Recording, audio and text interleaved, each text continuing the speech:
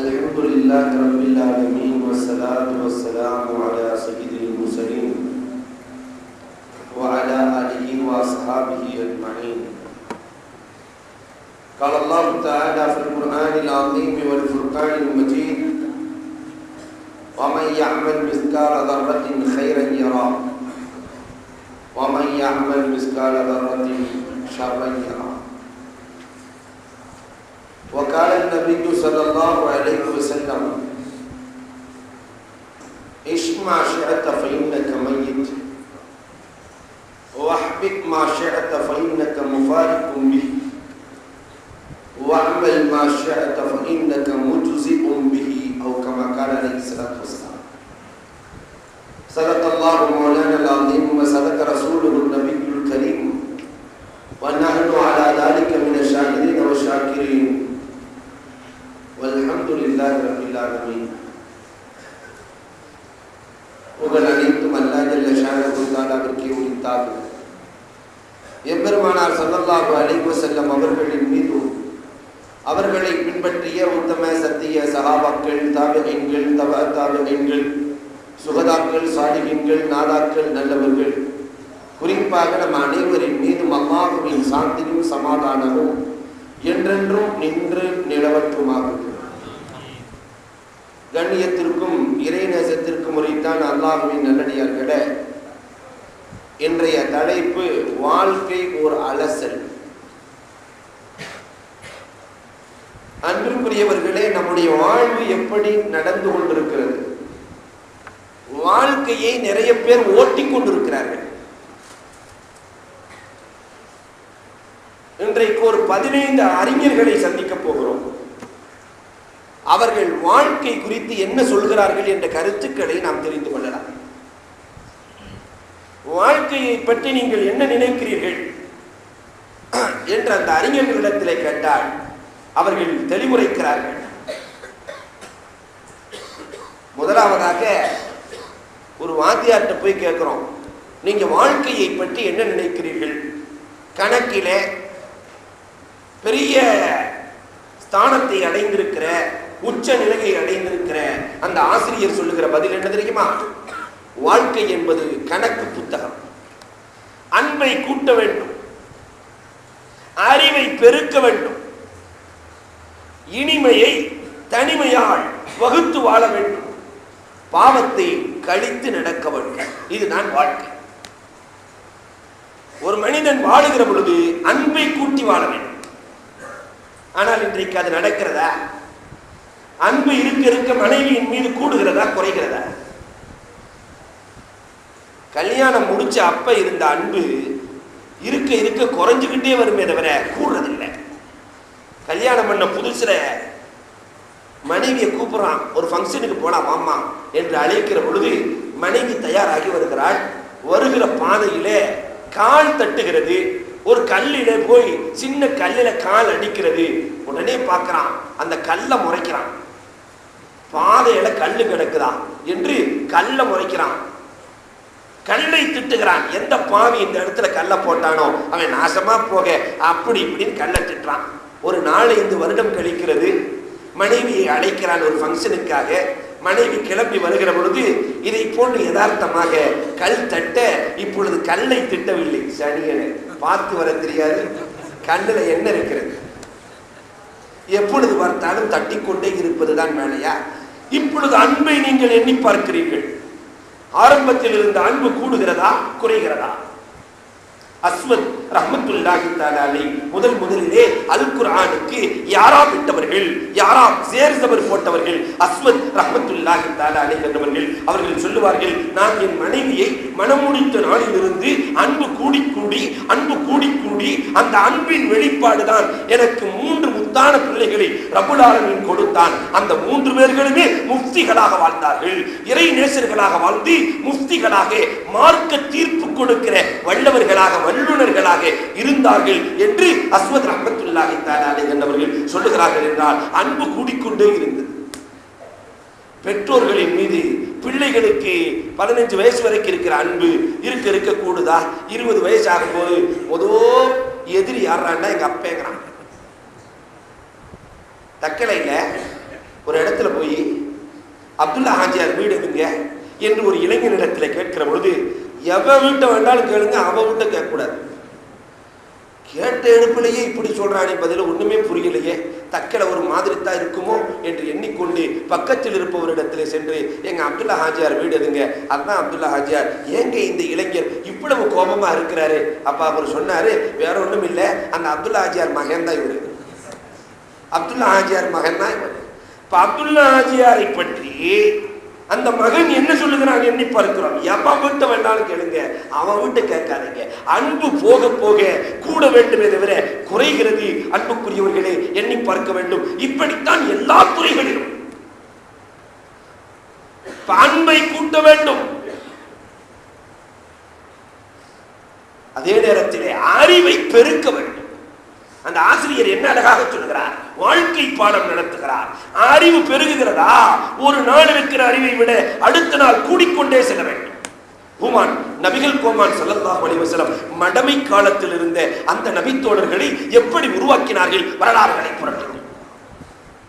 ஒரு ஆசிரியர், ஒரு பாட புத்தகம் தான், ஆனால் உருவாக்கினார்களே, எப்படி உருவாக்கினார்கள்? உலாயிக ஹிஸ்புல்லாஹ், அல்லாஹ் குர்ஆனிலே சொல்கிறான், இவர்கள் அல்லாஹ்வின் ஆர்மிகள். அல்லாஹ்வின் ஆர்மிகள். இவர்களை 1,24,000 பேர்கள், ஒரு ஆள் ரெண்டாள் இல்ல, 1,24,000 பேர்களில் யாரை பின்பற்றினாலும் வெற்றி நிச்சயம். இந்த அளவுக்கு அறிவு இன்னைக்கு இருக்கிற ஸ்கூல்ல பெருகுமா? ஒரு ஆசிரியர் தான், ஒரு பாட புத்தகம் தான் 1,00,000க்கும் மேற்பட்டவர்களை உருவாக்கினார்கள். ஒருவர் கூட சோடை இல்லை. இன்னைக்கு 40 பேர் ஒரு கிளாஸ்ல 4 பேரை உருவாக்க முடிகிறதா? வாத்தியார்கள் இந்த இன்ஸ்பெக்ஷன் போனாங்கன்னு சொன்னா படாத பாடு. 8ஆம் வகுப்புக்கு சென்று 8லிருந்து தான் லேப் ஆரம்பமாகிறது. ஒரு பாட்டிலே சாராயம், இன்னொரு பாட்டிலே தண்ணீரை வைத்து சாராயத்திலே சில புழுக்களை போடுகிறார் வாத்தியாரு. போட்டு இதிலிருந்து என்ன தெரிகிறது? சாராயத்துல புழு போட்ட உடனே புழுவெல்லாம் செத்து போயிடுது. அதே நேரத்தில் தண்ணீர சில புழுக்களை போடுகிறார். போடுகிற பொழுது உள்ளே நீந்தி கொண்டிருக்கிறது. மாணவர்களை பார்த்து கேட்டார், இதிலிருந்து என்னப்பா தெரிகிறது என்று கேட்க ஒவ்வொரு மாணவரும் ஒரு பதில் சொன்னான். ஒரு மாணவன் எதிர்த்து சொன்னான், சாராயம் குடிச்சா வகுத்துல இருக்கிற புழுவெல்லாம் செத்து போயிடும் தெரியுது சார். சாராயம் குடிக்கிறதுக்கு அனுமதி கொடுத்த மாதிரி பேசுறான். சரி, இந்த வகுப்பு தான் இப்படி ஆகி போச்சு. 9ஆம் வகுப்புக்கு செல்லலாம். பொது அறிவு பரீட்சை, இம்திஹான் இஹ்திபார் என்று சொல்லுவார்கள். பொது அறிவு பரீட்சை வைத்து பார்க்கலாம் என்று சொல்லி ஆசிரியர் கேட்கிறார். வண்ணான் கழுதையை கடுமையாக அடித்தான். சலவை தொழிலாளி தன்னுடைய கழுதையை கடுமையாக அடித்தான். அவனிடத்திலிருந்து நான் கழுதையை காப்பாற்றினேன். ஆசிரியர் சொல்றாரு, இதிலிருந்து என்ன தெரியுது? எல்லாரும் ஒரு பதிலை சொன்னா, நீங்க இரக்கமுள்ள ஆசிரியர் அதை இதுன்னு சொன்னா, ஒருத்த மட்டும் எந்திரிச்சு சொன்னா, இதிலிருந்து சகோதர பாசம் தெரிகிறது. வாத்தியாரை எந்த லெவல்ல இன்னைக்கு சமுதாயம் வைத்திருக்கிறது. அன்புக்குரியவர்களை எண்ணி பார்க்க வேண்டும். இவர்கள் தான் போய் தொலையட்டும் என்று சொல்லி 10ஆம் வகுப்புக்கு செல்லலாம், டிராயிங் வரைய சொல்லலாம் என்று எண்ணி மாடு புல்லை தின்பதை போன்று டிராயிங் வரையுங்கள் என்று சொல்ல, மாடு புல்லை தின்பதை போன்று படம் வரைய வேண்டும். எல்லோரும் வரைந்தார்கள். ஒரு மாணவன் மட்டும் மாடு வரைந்திருக்கிறான், புல்ல காணும். என்னடா எல்லோரும் புல்லோடு வரைந்திருக்கிறார்கள், புல்லை காணவில்லையே? மாடு தின்றுச்சு சார்ட்டான். இதை பார்த்துக்கிட்டே இருந்த இன்னொருத்த வெறும் பேப்பரை கொடுத்தான். டே மாடே, அவனாவது மாடு வரைந்திருக்கிறான், நீ வெறும் பேப்பரை கொடுக்கிறாயே என்று கேட்க, சாப்பிட்டுட்டு போயிருச்சு சார், சாப்பிட்டுட்டு போயிருச்சு, எப்படி வரைக்கும்? அன்புக்குரியவர்களை எண்ணி பார்க்க வேண்டும். நம் சமுதாயத்தினுடைய நிலை இது. 2 பெருக்கள் 2 எத்தனைன்னு வாத்தியார் கேட்கிறார். 4ங்கிறான். 4 கூட்டல் 2 எத்தனைன்றார்? 6. வாத்தியாரும் சொல்லி கொடுக்கிறார். 2 கூட்டல் 2 4, 4 கூட்டல் 2 6, இப்படியே வரிசையா சொல்லிட்டு வந்தவரு, எப்பா 12 24 பெருக்குனா எவ்வளவுப்பா வரும் என்று கேட்டோட சட்டுன்னு சொல்றாங்க. சின்ன கணக்கெல்லாம் நீங்க போட்டு பெரிய கணக்கெல்லாம் எங்களுக்கு கொடுக்குறீங்களா? இன்றைக்கு நிலை தலைகீழாக சென்று கொண்டிருக்கிறது. ஆனால் பெருமானார் ஸல்லல்லாஹு அலைஹி வஸல்லம் எப்படி தன்னுடைய மாணாக்களை உருவாக்கினார்கள் வரலாறுகளை நீங்கள் புரட்டி பாருங்கள். நபிகள் கோமான் ஸல்லல்லாஹு அலைஹி வஸல்லம் ஒரு ஆசிரியர் எல்லா துறைகளையும் உருவாக்கினார்கள். அரசியல்வாதியா, சிறந்த அரசியல்வாதியா, உமரை போன்ற ஒரு அரசியல்வாதியை உலகம் கண்டதே இல்லை. சிறந்த நீதிபதியா, உபய் இப்னு காப் ரலியல்லாஹு போன்ற ஒரு நீதிபதியை இதுவரை உலகம் கண்டதில்லை. சிறந்த போர் வீரரா, அலியை போன்ற போர் வீரரை உலகம் கண்டதில்லை. சிறந்த வரலாற்று ஆசிரியர்களா சஅத் இப்னு அபீ வக்காஸ் ரலியல்லாஹு போன்று வரலாற்று ஆசிரியர்களை உலகம் கண்டதில்லை. சிறந்த உளவாளியா, ஹுதைஃபாவை போன்ற உளவாளிகளை உலகம் பார்த்ததில்லை. பெருமானார் எல்லா துறைகளையும் உருவாக்கி கொடுத்தார்கள். பெருமானார் அன்போடு மட்டுமல்லாமல் அறிவை பெருக்கினார்கள். இந்த ஆசிரியர் சொல்றார், மூணாவதாக வகுத்து வாழ வேண்டும். எப்படி? இனிமையை தனிமையால் வகுத்து வாழ வேண்டும். வகுத்து வாழுதல் எப்படி இருக்க வேண்டும் என்றால், கூட்டாக சேர்ந்து கும்மாளம் அடிப்பதல்ல, தனிமையை தேர்ந்தெடுத்து அந்த தனிமையில் இனிமையாக இருந்து தன்னுடைய வாழ்க்கையை வகுத்து வாழ வேண்டும் என்று சொல்கிறார் ஹுமான் நபிகள் கோமான் ஸல்லல்லாஹு அலைஹி வஸல்லம். அன்னவர்களும் அப்படித்தான் இருப்பார்கள். தேவையில்லாத பேச்சுக்கள் பெருமானாரிடத்திலிருந்து ஒன்று கூட வராது. தனிமையை ஹுமான் நபிகள் கோமான் அதிகமாக பிரியப்படுவார்கள். இதே வேளையை அபூதர் ரலியல்லாஹு தஆலா அவர்கள் செய்வார்கள். தனிமையை அபூதர் ரலியல்லாஹு ரொம்ப பிரியப்படுவாங்க. பெருமானார் ஸல்லல்லாஹு அலைஹி வஸல்லம் அபூதர் அலியை பார்த்து சொல்கிறார்கள், அபூதர், நீ தனியாகவே வாழுகிறாய், வதமூத்து வஹதா, நீ தனியாகவே மௌத்தாகுவாய், வதுபஅஸ் வஹதா, நீ தனியாகவே எழுப்பப்படுவாய் என்றார்கள். பெருமானார் ஸல்லல்லாஹு அலைஹி வஸல்லம் அபூதர் ரலியல்லாஹுவை பாராட்டுகிறார்கள். ஏனென்றால் தனிமையாகவே அவர் வாழுவார். அதே நேரத்திலே வஃபாத்தினுடைய வேளையும் பெருமானார் சொன்னதை போன்றே நடக்கிறது. தனியாக நீ மௌத்தாவாய் என்று பெருமானார் சொல்கிறார்கள். தனியாக தன்னுடைய மனைவியோடு ஒரு பாலைவனத்திலே இருக்கிறார்கள். மௌத்தின் நேரம் வருகிறது, மரண நேரம் வருகிறது. அவர்களுக்கு கஃன் செய்வதற்கு ஆடை இல்லை. பக்கத்திலே இருக்கிற மனைவி அழுது கொண்டிருக்கிறார்கள். நீங்க மௌத்தா போறீங்க, கஃனிட கூட என்னிடத்திலே ஆடை இல்லையே என்று அழுகிற பொழுது இந்த நேரத்திலும் அபூதர் ரலியல்லாஹு சிரிக்கிறார்கள். ஒரு தடவை பெருமானார் சபையிலே அமர்ந்திருக்கிற பொழுது நாயகம் பார்த்து சொன்னார்கள், அபூதர்ரே, நீ ஒரு பாலைவனத்திலே தனியாக மௌத்தாவாய். அபூதர்ரே, உனக்கு கஃனிடுவதற்காக அப்துல்லாஹ் இப்னு மஸ்ஊத் ரலியல்லாஹு வந்து சேர்ந்து விடுவார்கள். அபூதர்ரே, இந்த வார்த்தையை சொன்ன உடனே அன்னைக்கே போய் அப்துல்லாஹ் இப்னு மஸ்ஊத் ரலியல்லாஹு கஃன் துணியை வாங்கி வச்சுட்டாங்க. நாம் தான் அபூதருக்கு கஃன் இடுவோம் பெருமானார் சொல்லி இருக்கிறார்கள் என்று அன்றே வாங்கி வைக்கிறார்கள். எங்க போனாலும் கஃனை தூக்கிட்டே தான் போவாங்க. அபூதர் ரலியல்லாஹு வஃபாத் ஆகிறார்கள். ஒரு பயணக்குழு வருகிறது. மனைவி பார்க்கிறார்கள். அதில் அப்துல்லாஹ் இப்னு மஸ்ஊத் ரலியல்லாஹுவும் இருக்கிறார்கள். வந்தார்கள். நாயகம் சொல்லி இருக்கிறார்கள், நான் தான் அடக்கம் செய்வேன், கஃன் இடுவேன், தஃன் இடுவேன் என்று அடக்கிவிட்டு சென்றார்கள் என்று வரலாறு சொல்கிறது. அன்புக்குரியவர்களே, எப்படி வகுத்து வாழ பெருமானார் ஸல்லல்லாஹு அலைஹி வஸல்லம் அவர்கள் கற்றுக் கொடுத்திருக்கிறார்கள் எண்ணி பார்க்க வேண்டும். இதை போன்று பாவத்தை கழித்து வாழுதல், இதுதான் வாழ்க்கை. அன்பை கூட்ட வேண்டும், அறிவை பெருக்க வேண்டும், தனிமையில் வகுத்து வாழ வேண்டும், பாவத்தை கழிக்க வேண்டும். முஜத்தித் அல்-ஃபஸானி ரஹ்மத்துல்லாஹி தஆலா அலைஹி குழந்தை பிறக்கிறது. அந்த குழந்தைக்கு பேர் வைக்கிறார்கள். அற்புதமான ஆண் குழந்தை பிறக்கிறது. குழந்தைக்கு என்ன பேர் வச்சாங்க தெரியுங்களா? மஅசூம். மஅசூம், பாதுகாக்கப்பட்டவர் என்று பேர் வைக்கிறார்கள். பாவமே இல்லாத ஆட்களுக்கு பேர் தான் மஅசூம் என்று சொல்லுவார்கள். ஆனால் தன்னுடைய பிள்ளைக்கு மஅசூம் என்று பேர் வைக்கிறார்கள். முஹம்மத் மஅசூம். ஏன் தெரியுமா?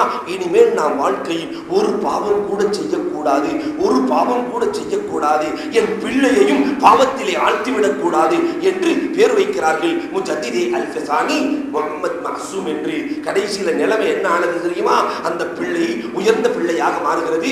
ஒரு நாள் பெருநாள் நடக்கிறது. பெருநாள் முஜத்தித் அல்-ஃபஸானி தொழுகை நடத்துகிறார்கள். ஈது தொழுகை நடத்துகிறார்கள். மக்கள் எல்லாம் கேட்கிறார்கள், பிறையே பார்க்கலையே, பிறகு எப்படி நீங்கள் பெருநாள் தொழுகை நடத்தலாம் என்று கேட்கிற பொழுது வீட்டுக்கு ஆள் அனுப்புகிறார்கள். முஹம்மத் மஅசூம் இன்றைக்கு நோன்பா அல்லது உணவு சாப்பிட்டாரா என்று கேட்டு அனுப்புகிறார்கள். பிஞ்சு பிள்ளை, 1 வயசு 1.5 வயசு பிள்ளை, 1 வயசு 1.5 வயசு பிள்ளை, சாப்பிட்டாரா சாப்பிடலையா என்று கேட்டு அனுப்புகிறார்கள். வீட்டிலிருந்து பதில் வருகிறது, இன்றைக்கு முஹம்மத் மஅசூம் சாப்பிட்டார்கள் என்று பதில் வருகிறது.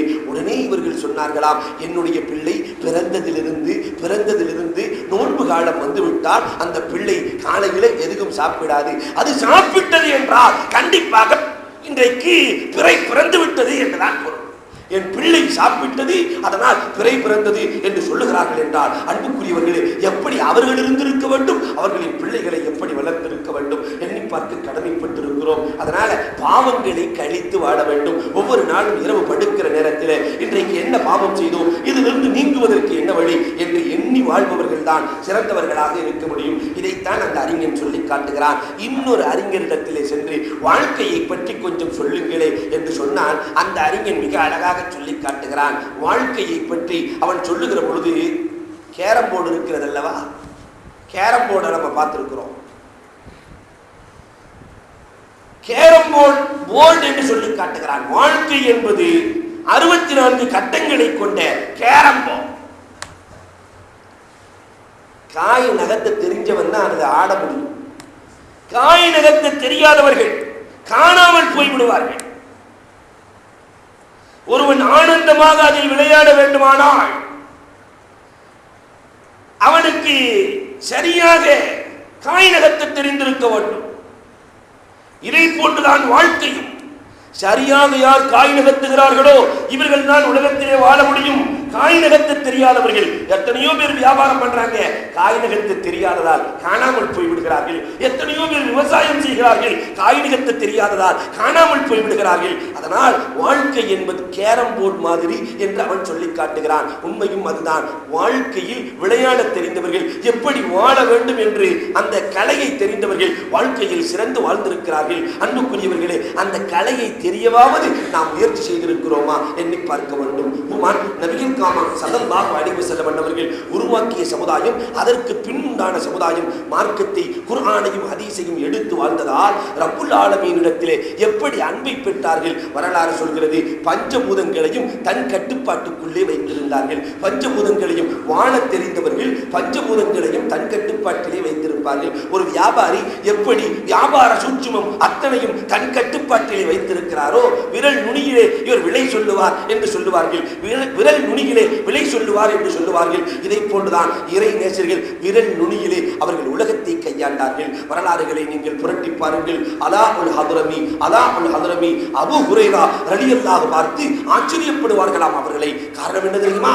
அலாஉல் ஹதரமி படையெடுத்து செல்லுகிறார்கள். செல்லுகிற பொழுது எதிரி அணி துரத்தி கொண்டு வருகிறது. நடுவிலே கடல் வந்து விடுகிறது. கலங்கவில்லை அலாஉல் ஹதரமி, கலங்கவில்லை. பிஸ்மில்லாஹிர் ரஹ்மானிர் ரஹீம் என்று சொல்லி தன்னுடைய குதிரையை கடலுக்குள்ளே ஓட்டி செல்கிறார்கள். கடல் பாதையாக பிளந்து அவர்களுக்கு வழி கொடுக்கிறது. மூசா அலைஹிஸ்ஸலாத்திற்கு வழியை கொடுத்த அதே கடல் அலாஉல் ஹதரமி நபிகள் கோமான் ஸல்லல்லாஹு அலைஹி வஸல்லத்துடைய அன்பு தோழருக்கு வழி கொடுக்கிறது. சிஹாஹு சித்தாவிலே மிக முக்கியமான கிரந்தமாக போற்றப்படுகிற நஸஈயிலே இந்த ஹதீஸ் பதிவு செய்யப்பட்டிருக்கிறது. அன்புக்குரியவர்களே, எண்ணி பார்க்க கடமைப்பட்டிருக்கிறோம். நபிகள் கோமான் ஸல்லல்லாஹு அலைஹி வஸல்லத்துடைய காலத்திலே வாழ்ந்த ஒரு பெண்மணி உம்மு ஐமன் ரலியல்லாஹு தஆலா அன்ஹா, ஒரு பெண்மணி உம்மு ஐமன் ரலியல்லாஹு தஆலா மக்காவிலிருந்து மதீனாவிற்கு செல்கிறார்கள். கடுமையான தாகம் உம்மு ஐமன் ரலியல்லாஹுக்கு, கடுமையான தாகம். தாகத்திற்கு என்ன வழி? அல்லாஹ்விடத்திலே கரம் ஏந்துகிறார்கள். பாலைவன பகுதி அல்லவா, அதனால் தண்ணீர் கிடைக்காது. ரப்புல் ஆலமீனே, என்னுடைய தாகத்தை நீ தீர்க்காவிட்டால் இதே இடத்திலே நான் இறந்து போய்விடுவேன் என்று அல்லாஹ்விடத்திலே கரம் ஏந்தி அழுகிற பொழுது வானத்திலிருந்து கயிறும் வாளியும் இறங்கியதாம். வானத்திலிருந்து கயிறும் வாளியும் இறங்கியது. அதை குடித்தார்கள். அதற்கு பிறகு உம்மு ஐமன் ரலியல்லாஹுவுக்கு தாகமே எடுத்ததில்லை என்று வரலாறு சொல்கிறது. அன்புக்குரியவர்களே, இப்படி வாழ அவர்களுக்கு என்ன வழி கிடைத்தது, எப்படி வழி கிடைத்தது எண்ணி பார்க்க வேண்டும். இறைவனை பற்றி பிடித்தார்கள், இறை தூதரை பற்றி பிடித்தார்கள். பஞ்சபூதமும் அவர்களின் கட்டுப்பாட்டில் இருந்தது. வரலாறுகளை பார்க்கிறோம். மரங்கள் கூட பேசியிருக்கிறது. இப்ராஹிம் அதிகம் ரஹ்மத்துல்லாஹி தஆலா அலைஹி என்பவர்கள் ஒரு மரத்தடியிலே அமர, இன்றைக்கும் அந்த மரம் பாதுகாக்கப்பட்டிருக்கிறது. மரத்தடியிலே அமர மரம் சொன்னதாம், உங்கள் பாதத்தை என்னுடைய மேனியிலே வையுங்கள், உங்களுடைய கையை என்னுடைய மேனியிலே வையுங்கள், நான் அதிகமாக விளைச்சலை தருவேன் என்று மரம் சொல்ல தன்னுடைய கையை வைக்கிறார்கள். ரும்மானத்துல் ஆபிதீன், அந்த மரத்துக்கு பேரே ரும்மானத்துல் ஆபிதீன். இன்றைக்கும் பகதாது மாநகரத்திலே இருக்கிற அற்புத மரங்களில் அதுவும் ஒன்று. எல்லா மரங்களும் வாழ்க்கையிலே, எல்லா மரங்களும் வருடத்திலே ஒரு முறை விளைச்சல் என்றால் இந்த மரம் மட்டும் வருடத்திலே 2 முறை விளைச்சலை கொடுத்தது. அந்த மரத்திற்கு புரிந்திருந்தது, சரியாக வாழக்கூடியவர்கள் இவர்கள் கரம்பட்டால் நாமும் அபிவிருத்தி பெற்றுவிடலாம் என்று மரத்திற்கு புரிந்திருந்தது. இந்த மனிதனுக்கு புரிந்திருக்கிறதா? எண்ணி பார்க்க வேண்டும். சஃபீனா ரலியல்லாஹு தஆலா வரலாறுகளை கொஞ்சம் புரட்டி பாருங்கள். பெருமானாரினுடைய தோழர்களில் சஃபீனா வழிமாறி செல்கிறார்கள். காட்டின் வழியாக செல்கிற பொழுது வழி மாறி போகிறது. இடையிலே ஒரு சிங்கம் வருகிறது. சஃபீனா ரலியல்லாஹு தஆலா சஹீஹான ஹதீஸ்களில் பதிவான வரலாறு. சஃபீனா சிங்கத்தை அழைக்கிறார்கள், காதை முறுக்குகிறார்கள், எனக்கு வழியை காட்டு என்றார்கள். நான் முகம்மதின் தோழர், நான் முகம்மதின் தோழர், அதனால் நான் வழி தவறி வந்துவிட்டேன், எனக்கு நீ வழிகாட்டு என்றார்கள். அன்புக்குரியவர்களே, இன்றைக்கு நமக்கு அது நடக்குமா? எண்ணி பார்க்க வேண்டும். காரணம், வழி தெரியாது, வாழ வழி தெரியாதவர்கள். இறையச்சத்தோடு வாழ்பவர்கள் தான் வாழ்க்கையில் வழி தெரிந்தவர்கள். இறையச்சத்தோடு யார் வாழவில்லையோ அவர்கள் விளையாடுவதற்கு அந்த கட்டத்திலே விளையாட தகுதி இல்லாத மனிதர்களாக மாறிவிடுகிறார்கள் என்றுதான் அவர் சொல்லி காட்டுகிறார். இன்னொரு வரலாற்றை கூட நாம் பார்க்க முடிகிறது. அஸ்ஸுவருல் முஃப்தலிஃபா, ஆன்மீகம் பேசுகிறது. ஆன்மீகத்திலே பேசுகிறார்கள். கௌசுல் அலம் முஹையத்தீன் அப்துல் காதிர் ஜீலானி கத்தஸல்லாஹு ஸர்ரஹுல் அஸீஸ் அவர்கள் சூஃபியாக்களினுடைய வாழ்க்கை வரலாறுகளை நீங்கள் புரட்டி பார்த்தால் நிறைய விஷயங்களை உள்ளிருந்து எடுக்க முடிகிறது. 100 பேர்கள் ஒரே நேரத்திலே கௌசுல் அலத்தை சாப்பிட அழைக்கிறார்கள். 100 பேர்கள் இன்னைக்கு மதியம் எங்க வீட்டுக்கு வரணும், சரின்ட்டாங்க. எங்க வீட்டுக்கு வரணும், சரிண்டாச்சு. எங்க வீட்டுக்கு வரணும், சரிண்டாச்சு. 100 பேர் ஒன்ன சேர்ந்து பேசி வச்சு கௌசுல் அலத்தை சாப்பிட அழைக்கிறார்கள். ஆனால் அடுத்த நாள் எல்லோர் வீட்டிலேயும் சாப்பிட்டார்கள். அடுத்த நாள் எல்லா வீட்டிலும்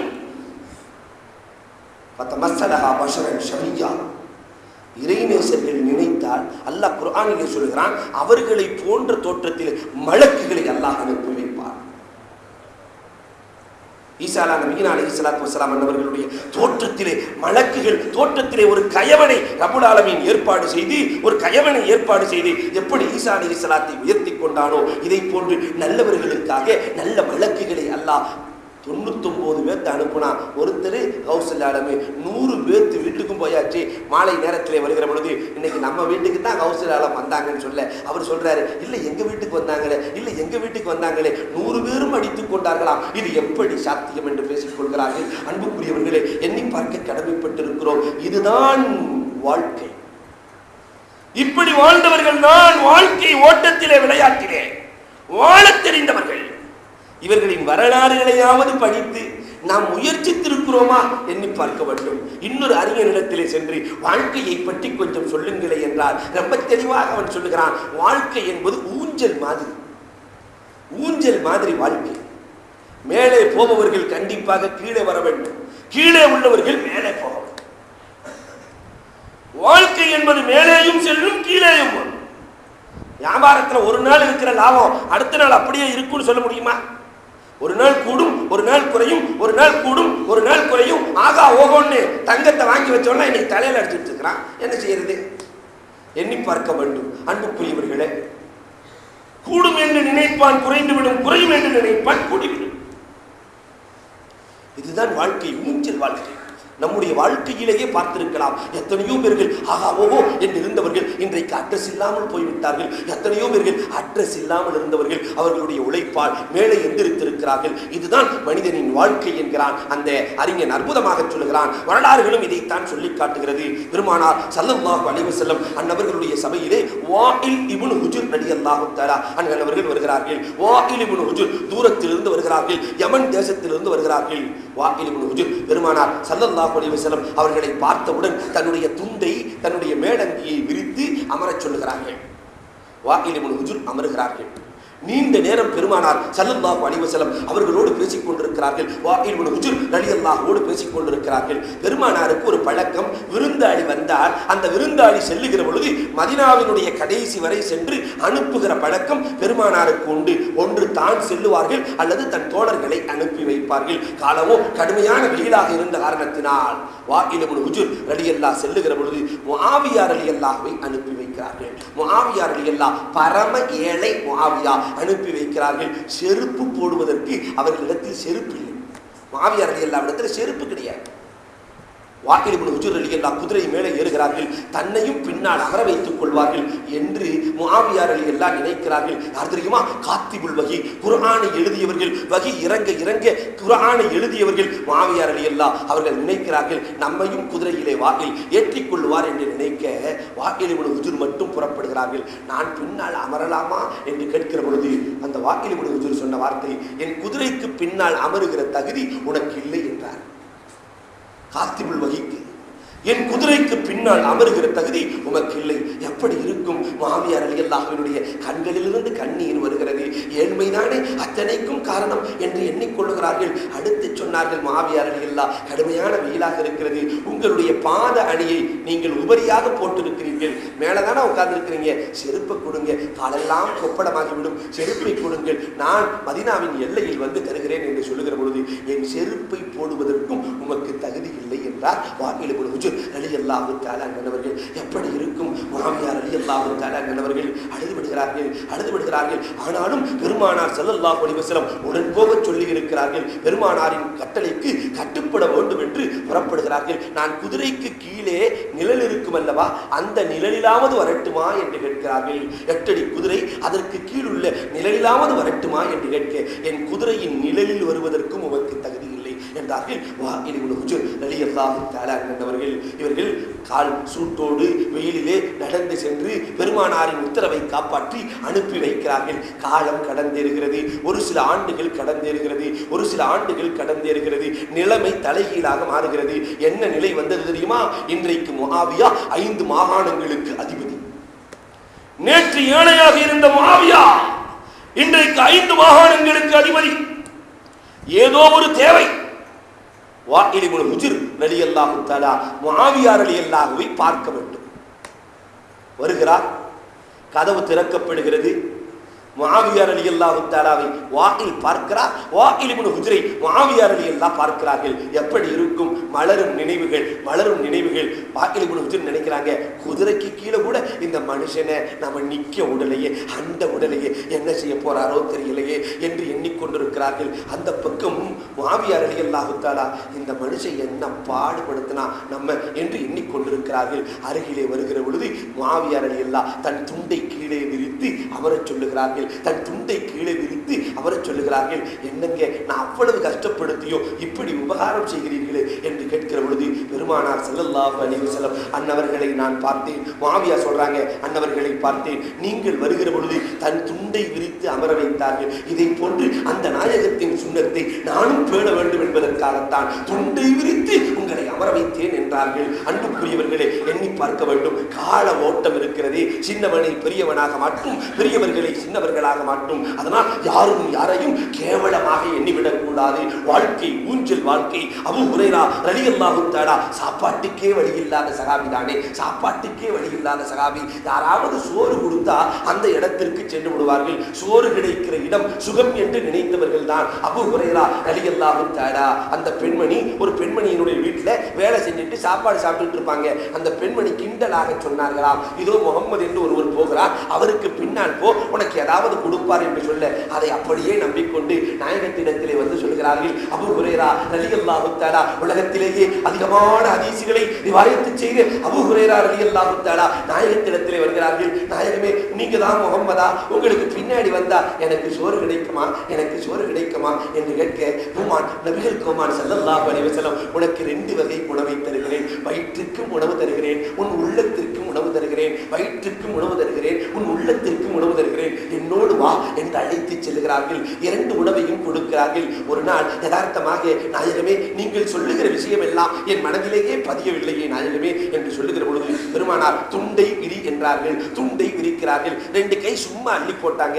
ஏன் அள்ளி போடுறீங்கன்னு கூட கேட்கல, வெறுமனே கையை உதறினார். கையை உதறுகிறார்கள் பெருமானார். அப்படியே துண்டை மூடு என்றார்கள். துண்டை மூடுகிறார்கள். அபூ ஹுரைரா ரலியல்லாஹு தஆலா துண்டை மூடுகிறார்கள். மிஷ்காத்திலே பதிவான ஹதீஸ், சிஹாபு சித்தாவிலே பதிவான ஹதீஸ். துண்டை மூடு, இதை நெஞ்சிலே ஒத்திக்கொள் என்றார்கள். நெஞ்சிலே ஒத்திக்கொள்கிறார்கள். அதற்கு பிறகு அவர்களுடைய வாழ்க்கையிலே ஒரு ஹதீஸ் கூட மறக்கவில்லை. வரலாறு சொல்கிறது. சோத்துக்காக வந்தவர்கள். ஆனால் பெருமானார் ஸல்லல்லாஹு அலைஹி வஸல்லம் அவர்களை எப்படி உருவாக்கினார்கள்?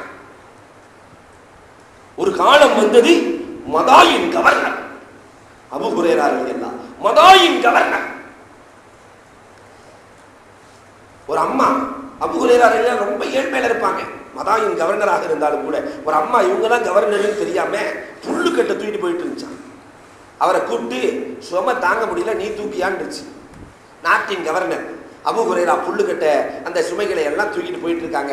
வழியில வந்து ஒருத்தர் சொன்னாரா, அமீருல் மோமினின் தலையிலேயே ஏத்திட்டியா, இன்னைக்கு என்ன நடக்க போதோ தெரியலையே. அந்த அம்மா கிடுகிடுன்னு ஆடி, எங்க நீங்க அமீருல் மோமினின்னு எனக்கு தெரியாது, அதனால் தான் நான் செய்து விட்டேன், மன்னித்துக் கொள்ளுங்கள் மன்னித்துக் கொள்ளுங்கள் என்று கேட்கிற பொழுது அபூ ஹுரைரா ரலியல்லாஹு தஆலா அன்ஹு அவர்கள் சொன்னார்கள், உமான் நபிகள் கோமான் ஸல்லல்லாஹு அலைஹி வஸல்லத்தின் காலத்திலே நான் இதை விட ரொம்ப கேவலமா இருந்தேனம்மா.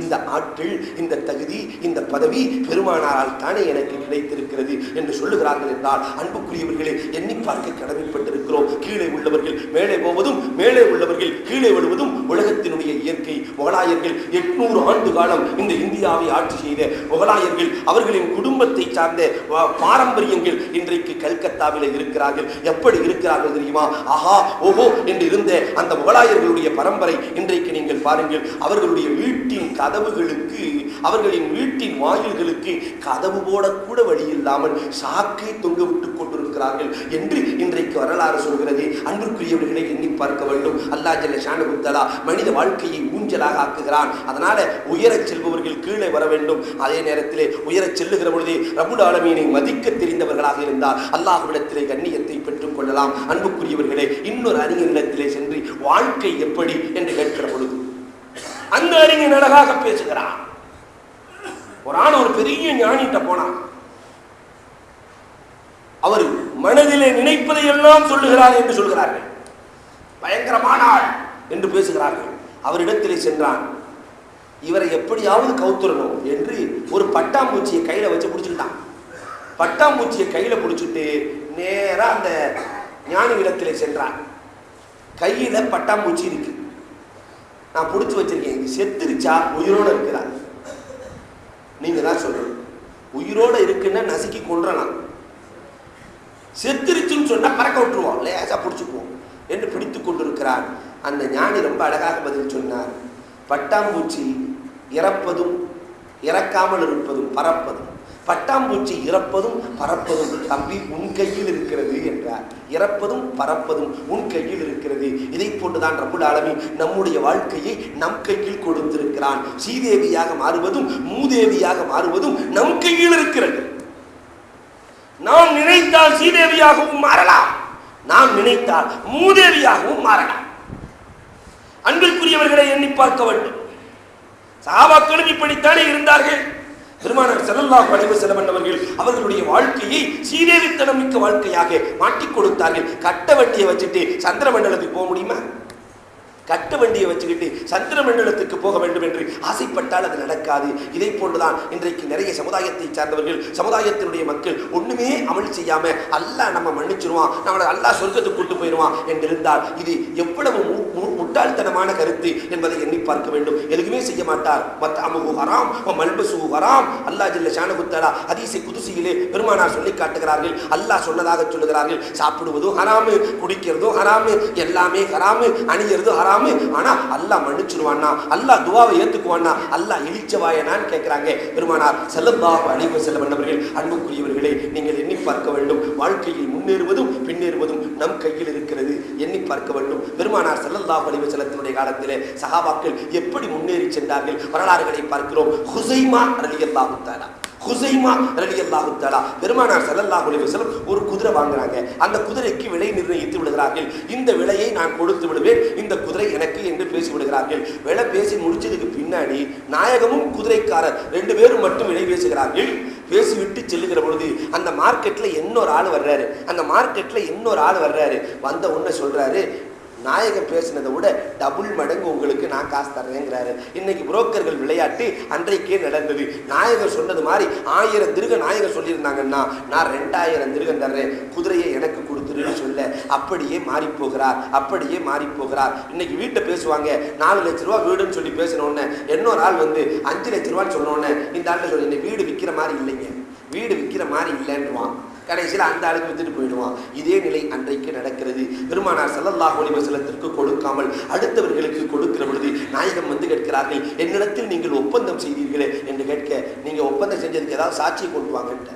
ஒப்பந்தம் செய்ததற்கு சாட்சியை கொண்டு வாருங்கள். சாட்சியே இல்லை, நான் உங்களிடத்தில் ஒப்பந்தமே செய்யவில்லை என்று சொல்ல ஹுசைமா ரலியல்லாஹு தஆலா வருகிறார்கள். நாயகமே, நான் சாட்சி, நீங்க ரெண்டு பேரும் ஒப்பந்தம் செஞ்சதுக்கு நான் சாட்சி என்று சொல்லி அந்த குதிரையை பெருமானார் சொன்ன விலைக்கே வாங்கி கொடுக்கிறார்கள். அதற்கு பிறகு பெருமானார் கேட்கிறார்கள், அப்பா நீ பார்க்கவே இல்லையே, என் கூடையே இல்லையே, எப்படி சொல்லுகிறாய் சாட்சி, எப்படி சொல்லுகிறாய் சாட்சி என்று கேட்க ஹுசைமா ரலியல்லாஹு தஆலா சொல்லுகிறார்கள். புகாரியிலே பதிவான ஹதீஸ் இந்த ஹதீஸ். ஹுசைமா ரலியல்லாஹு சொல்லுகிறார்கள், நாயகமே அல்லாஹ் ஒருவன் என்று சொன்னீர்கள், நாங்கள் பார்த்தா நம்பினோம் நாயகமே. மலக்குகளை சொன்னீர்கள், பார்த்தா நம்பினோம் நாயகமே. நாயகமே, உங்களுடைய வாழ்க்கையில் ஒரு நாள் கூட பொய்மையை நீங்கள் சொன்னதே இல்லை நாயகமே. பொய்யான கருத்துக்கள் உங்களுடைய உதட்டில் இருந்து உதிரவே இல்லை நாயகமே.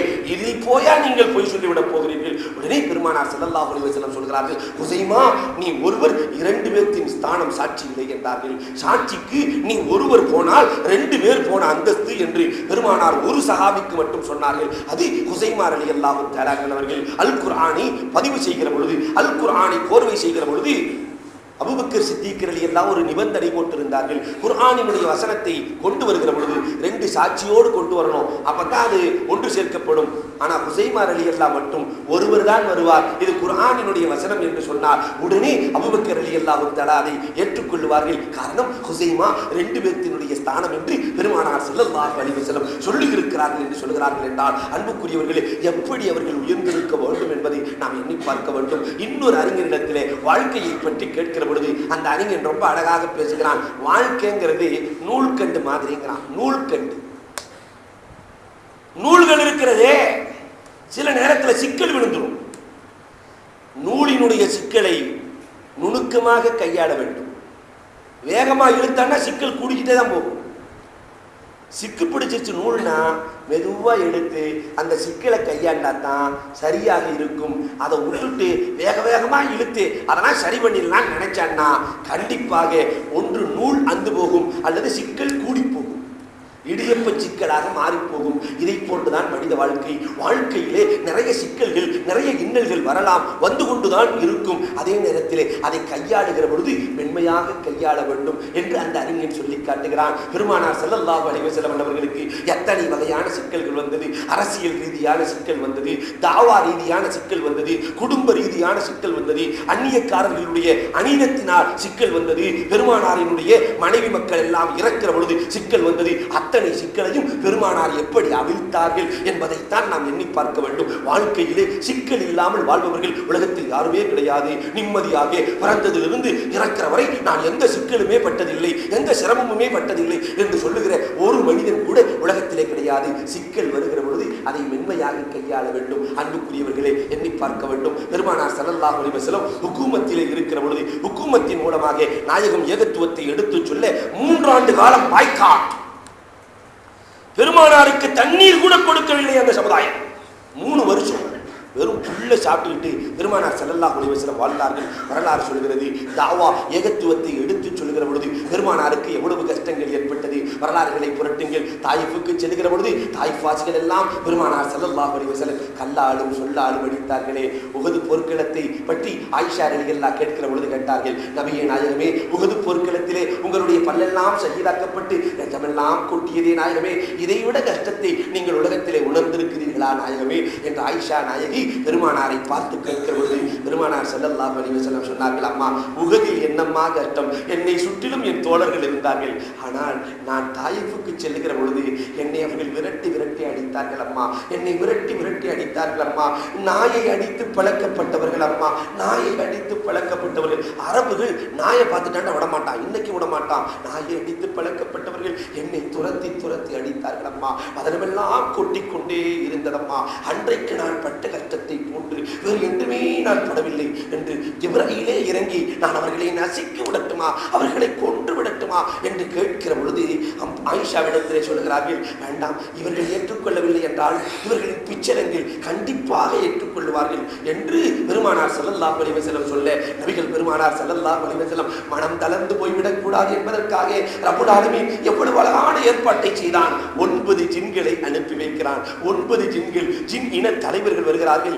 அவர்கள் ஈமான் கொண்டார்கள். சூரத்துல் ஜின் அல்லாஹ் குர்ஆனிலே ஈமான் கொண்ட காரணத்தினால் அவர்களையும் குர்ஆனிலே இடம்பெற செய்கிறான். எங்கள் கண்மணி நபிகள் நாயகம் ஸல்லல்லாஹு அலைஹி வஸல்லம் சோர்வாக இருக்கிற நேரத்திலே அந்த சோர்வை தீர்த்தவர்கள் நீங்கள் என்பதற்காக குர்ஆனிலே இடம்பெறுங்கள் என்று ரப்புல் ஆலமீன் குர்ஆனிலே இடம்பெற வைத்திருக்கிறானே. அன்புக்குரியவர்களே, இந்த சிக்கலையும் பெருமானார் என்ன அழகாக அவிழ்க்கிறார்கள். நீங்கள் பெருமானார் நினைத்திருந்தால் அத்தனை பேர்களையும் நசுக்கி கொள்ள வைத்திருக்கலாம். ஆனாலும் பெருமானார் ஸல்லல்லாஹு அலைஹி வஸல்லம் அவர்கள் வேண்டாம் என்று சொன்னார்களே. இன்றைக்கு தாய் முழுக்க இஸ்லாமியர்களால் நிரப்பப்பட்டிருக்கிறதே. பெருமானார் ஸல்லல்லாஹு அலைஹி வஸல்லம் அவர்கள் மனம் சந்தோஷப்படுகிற அமைப்பிலே தாய் வாசிகள் நடக்கிறார்களே. அன்புக்குரியவர்களை எண்ணி பார்க்க வேண்டும். இன்னொரு பக்கம் பார்த்தால் பெருமானார் ஸல்லல்லாஹு அலைஹி வஸல்லத்துடைய குடும்பத்திலே சிக்கல் நடக்கிறது. நாயகத்தினுடைய மனைவியின் மீது சிலர் சந்தேகப்பட்டு விடுகிறார்கள். ஆயிஷா சித்திகா ரலியல்லாஹு தஆலாவின் மீது பெருமானார் ஸல்லல்லாஹு அலைஹி வஸல்லம் அந்த சிக்கலை எவ்வளவு அழகாக பெருமானார் கலட்டுகிறார்கள். பரீரா ஆயிஷா சித்திகாவினுடைய அன்பு அடிமையாக இருக்கிற ஆயிஷாவால் உரிமை விடப்பட்ட அடிமை பரீராவிடத்திலே சென்று கேட்கிறார்கள், அம்மா பரீரா, ஆயிஷாவை பற்றி என்னென்னவோ பேசுகிறார்கள். அம்மா பரீரா, நீ என்ன நினைக்கிறார் என்று கேட்கிற பொழுது பரீரா சொன்ன வார்த்தை என்ன தெரியுமா? ஆயிஷா ஒரு பச்சை புள்ள நாயகமே, மாவு படைச்சிட்டு இருப்பாங்க நாயகமே, அப்படியே தூங்கிடுவாங்க, ஆடு வந்து சாப்பிட்டுட்டு போயிடும் நாயகமே, அது கூட தெரியாது.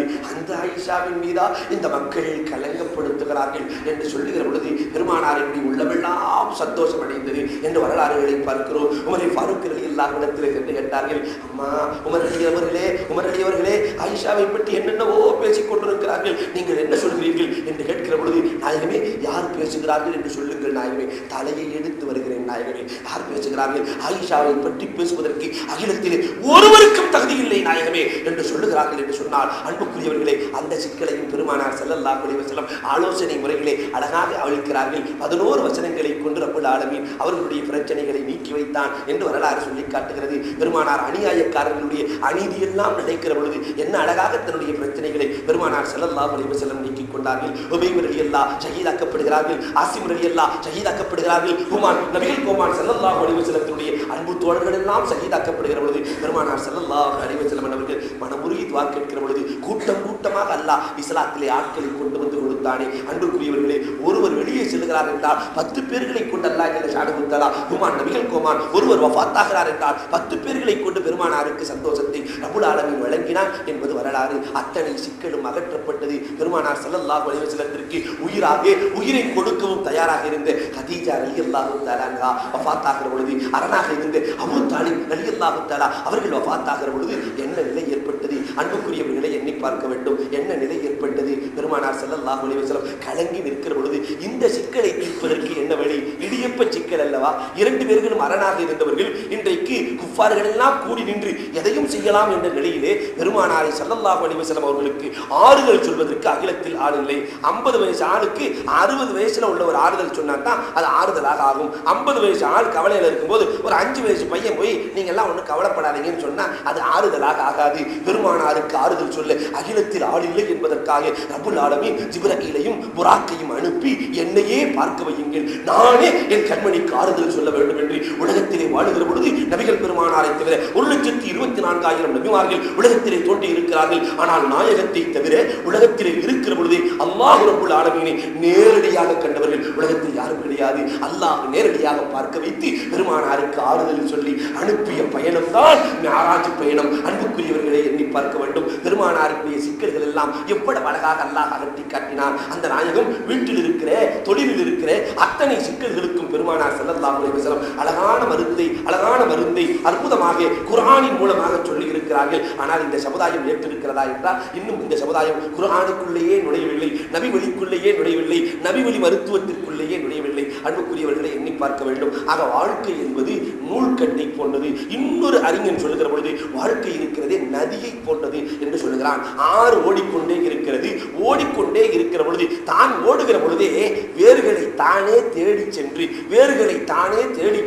அந்த வேர்களுக்கு தண்ணீரை புகட்டி விட்டு ஓடுகிறது. இதுதான் ஆற்றின் தன்மை, இதுதான் ஆற்றின் தன்மை. நாமும் வாழ்க்கையிலே ஓடிக்கொண்டே இருக்க வேண்டும், சாக்கடையாக தங்கிவிடக் கூடாது. வாழ்க்கையில் ஓடிக்கொண்டே இருக்க வேண்டும், உழைத்துக் கொண்டே இருக்க வேண்டும். அதே நேரத்திலே நாமே தேடி சென்று யாருக்கெல்லாம் தாகம் இருக்கிறதோ, யாருக்கெல்லாம் தேவை இருக்கிறதோ தேடி சென்று தாகத்தை தீர்த்து விட்டு ஓடினார், தாகத்தை தீர்த்து விட்டு ஓடினார். அந்த ஆறு சிறந்த ஆறு என்று எல்லோராலும் போற்றப்படும். அன்புக்குரியவர்களை எண்ணி பார்க்க வேண்டும். இதைத்தான் பெருமானார் தோழர்கள், நம்முடைய சமுதாயத்தை சார்ந்த முன்னோடிகள் வழி வழியாக செய்தார்கள். ஆறாக இருந்தார்கள். யாருக்கு என்ன தேவையோ ஓடி செல்லுகிற பொழுது வியாபாரத்திலே சென்று கொண்டே இருக்கிறார்கள், விவசாயத்திலே செய்து கொண்டே இருக்கிறார்கள். அதே நேரத்திலே தேடி சென்று சொந்த பந்தங்களை உயர்வாக்கி கொடுத்தார்கள் என்று வரலாறு சொல்கிறது. இதைத்தான் அந்த அறிஞன் அழகாக சொல்கிறான். இன்னொருவன் அந்த அறிஞனிடத்திலே சென்று வாழ்க்கையை பற்றி நீங்கள் சொல்லுங்களே என்று கேட்டால் அந்த அறிஞன் அழகாக சொல்லுகிறான், வாழ்க்கை இருக்கிறதே இது உண்டியல் மாதிரிங்கிறான்.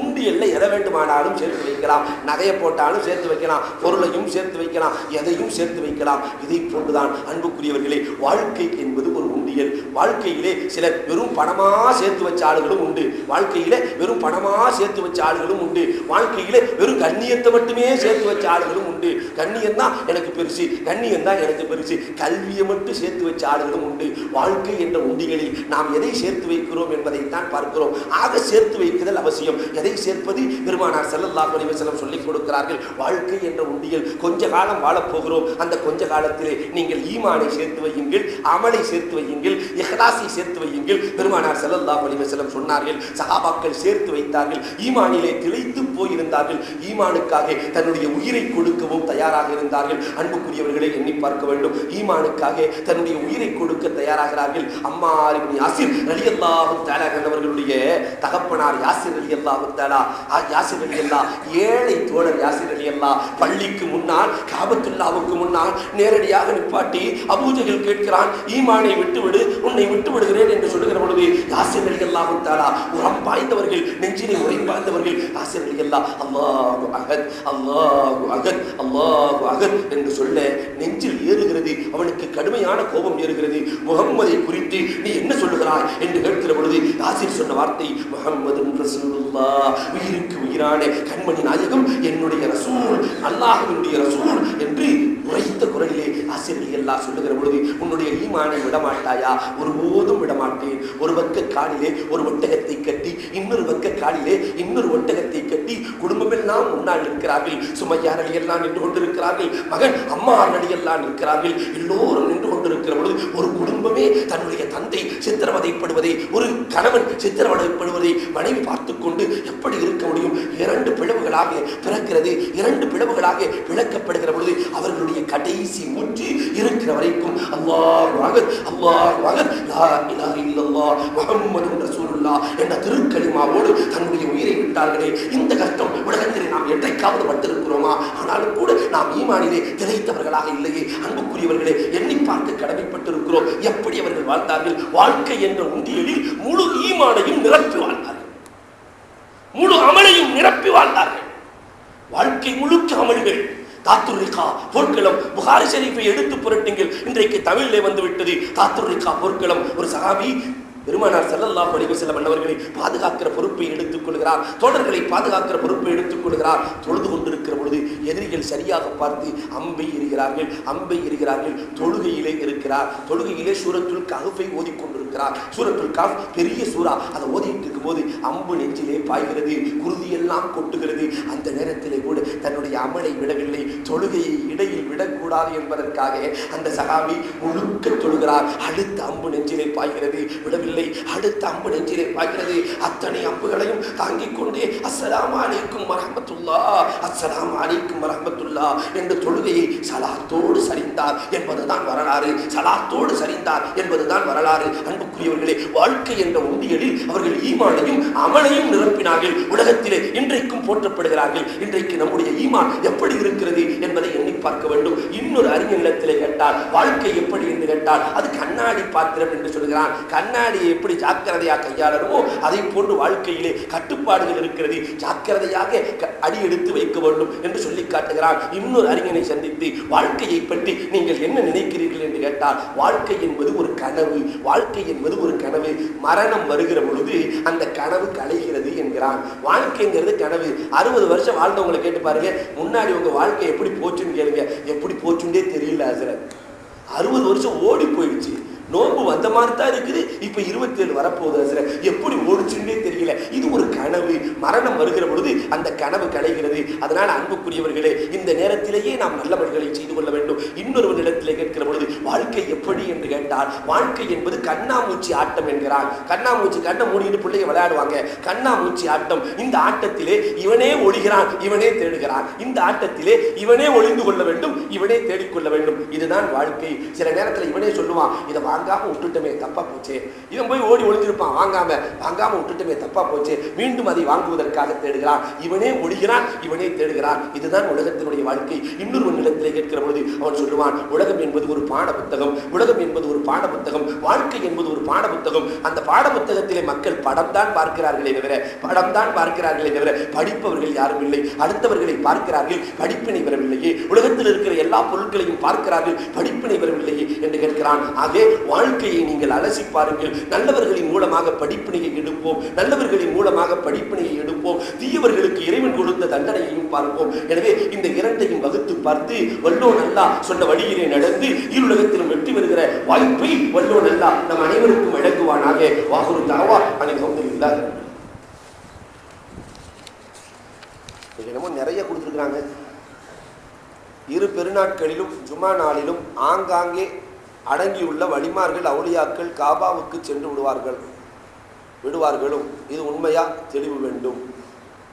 அல்லாஹு ஆலம்.